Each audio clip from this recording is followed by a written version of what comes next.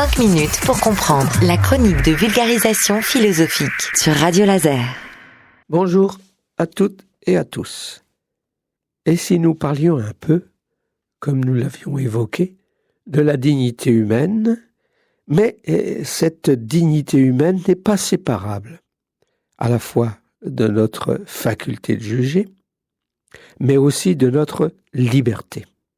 Si on regarde le monde contemporain, le monde qui nous environne, on a l'impression que beaucoup de gens confondent liberté et licence. Essayons d'être un peu clarifiés sur cette question.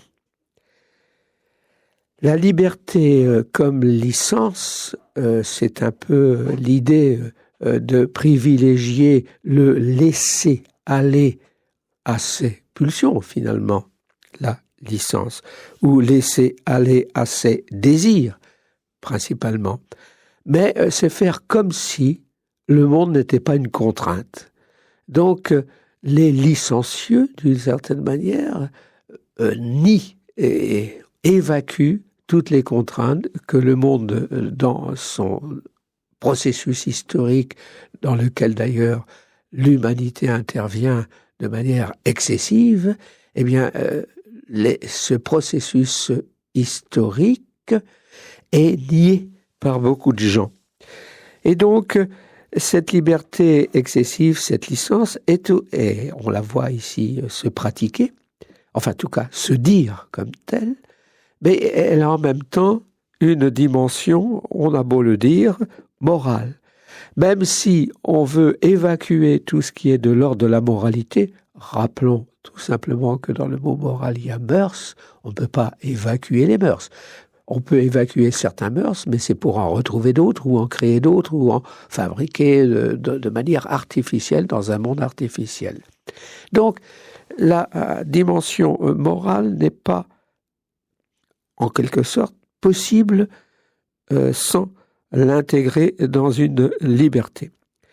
Donc, il faut essayer de trouver une liberté de dignité qui ne soit pas attachée en quelque sorte à une volonté extérieure à soi, comme la volonté du commerçant, mais j'ai rien contre les commerçants, c'est pas la même chose, mais je parle du mot commerçant comme celui qui veut mettre sur un marché un objet à consommer.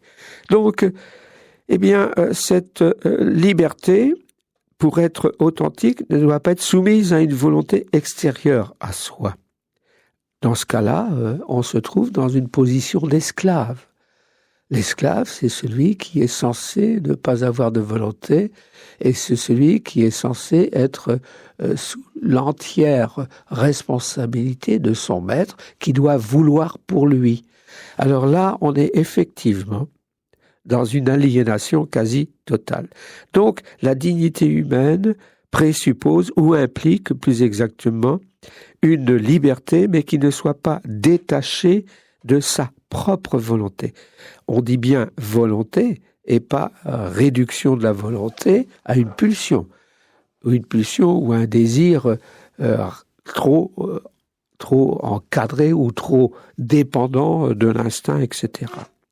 Donc, la dignité humaine nous implique à quêter cette liberté en essayant de ne pas, en quelque sorte, confondre volonté et pulsion. Ah, effectivement, la volonté peut se trouver aliénée à des pulsions.